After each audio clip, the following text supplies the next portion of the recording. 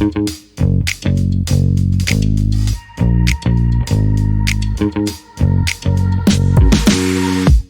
don't know what it means to just get by with doing the least I can do.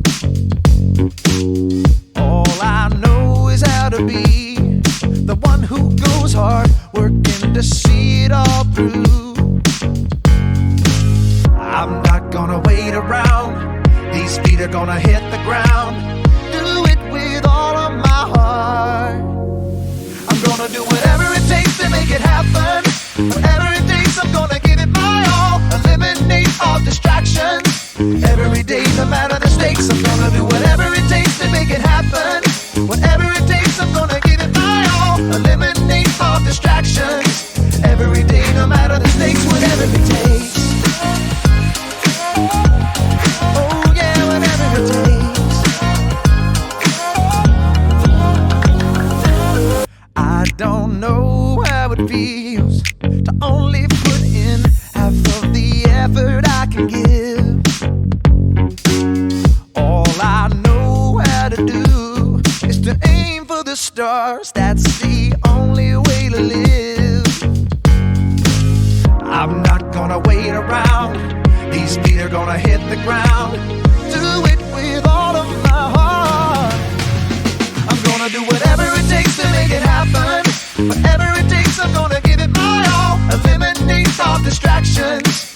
Every day, no matter the stakes, I'm gonna do whatever it takes to make it happen. Whatever it takes, I'm gonna give it my all. Eliminate all distractions. Every day, no matter the stakes, whatever it takes. Oh, whatever it takes.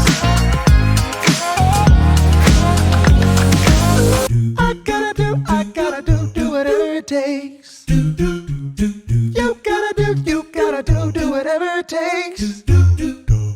We gotta do whatever it takes. I gotta, you gotta, we gotta do. Oh, I'm gonna do whatever it takes to make it happen. Whatever it takes, I'm gonna give it my all. Eliminate all distractions. Every day, no matter the stakes, I'm gonna do whatever it takes to make it happen. Whatever it takes, I'm gonna give it my all. Eliminate all distractions. Every day, no matter the stakes, whatever it takes. Oh yeah, whatever it takes. Yeah.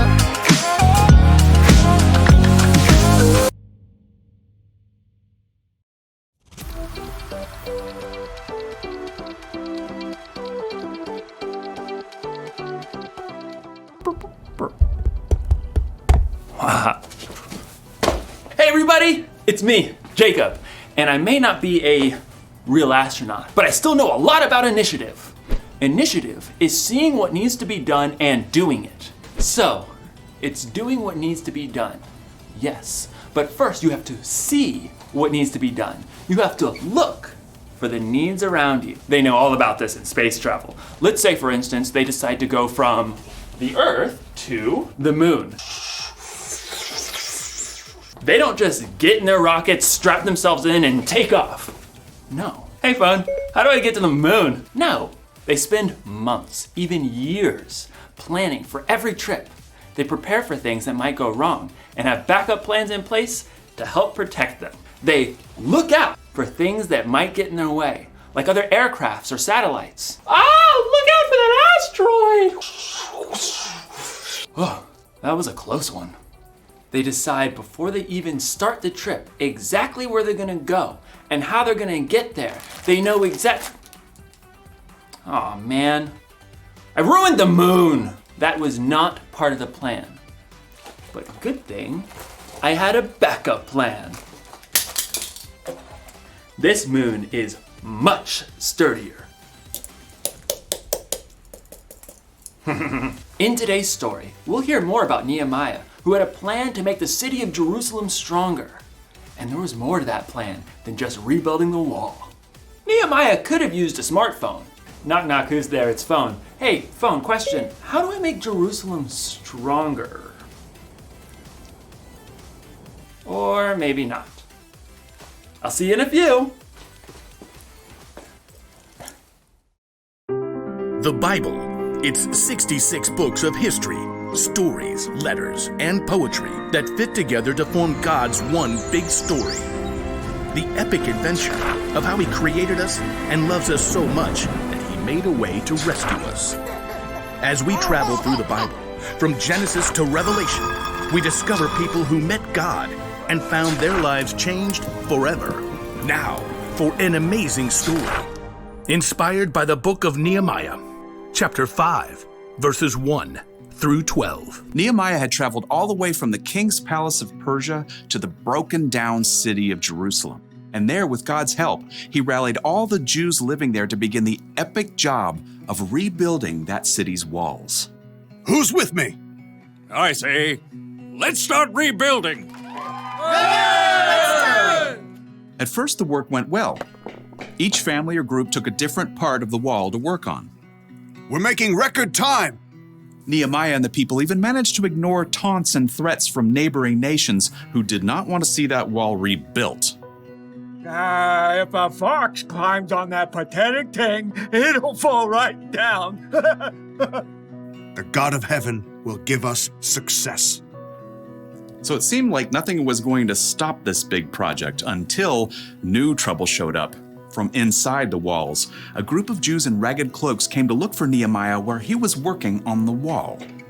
There's not enough food for everyone. We're being forced to sell our fields and vineyards just to buy grain. There's hardly enough to keep us alive. The king's taxes are high. We have to borrow money, but then we can't even pay the high interest. Interest was extra money the people had to pay back. It was so high they could hardly keep any of the money they made. Who's making you do this? Other Jews, our own relatives. We even had to send our children to work for them as slaves. We have nothing left. Please help us.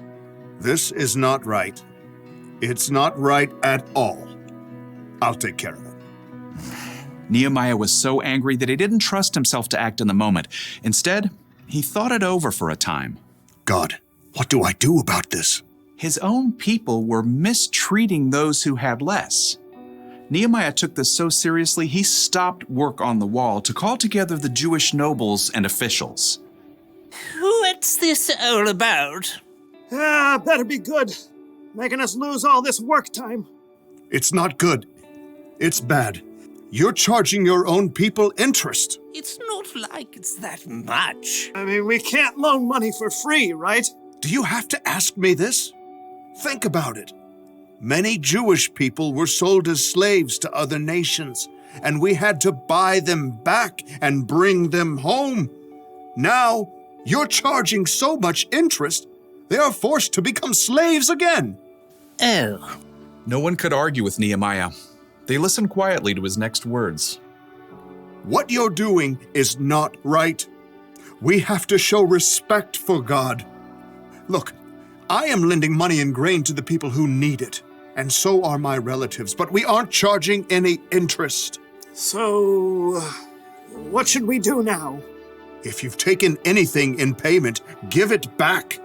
Fields, vineyards, olive groves, houses, give it all back. Even the interest that you've charged, do it now.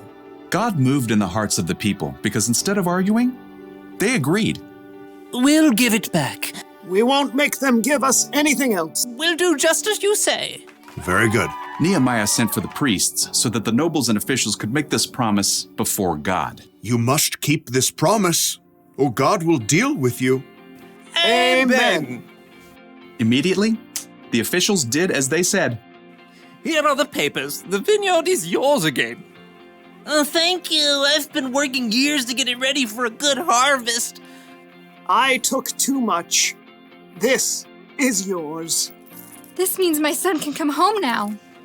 So once the nobles and officials made everything right, work on the wall began again, faster and stronger than before, now that everyone had what they needed.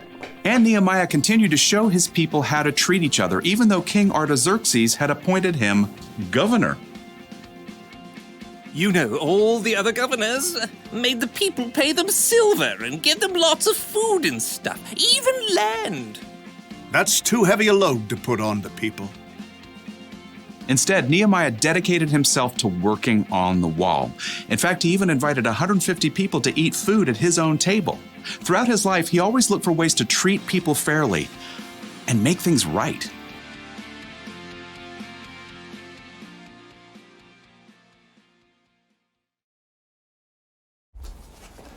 The city of Jerusalem was in trouble because the walls had been broken down. But that wasn't the only thing that was broken. Nehemiah looked and saw that some of his people were being treated unfairly because they were poor, and he did something about it. He stood up for them and worked to make things more fair. Initiative starts with seeing what needs to be done, and more often than not, it starts with seeing who needs to be helped and what needs to be made right. That's one of the reasons Jesus is so amazing. He saw people. He showed people how valuable they were by loving them no matter what, and he inspired them to love others. We're called to love people too. We should stand up for people who are being treated unfairly because of the way they look, or where they're from, or how much money they have, or what they believe in. If you've ever been treated unfairly, then you know how it feels. It's not good, but maybe you also know how it feels when someone stands up for you, when someone's on your side. Standing up for people is one way we can make things more fair. We can make things right, and it's one way we can show others the love God has for the world. So, here's the one thing to remember today. Look for ways to make things right. Make a plan.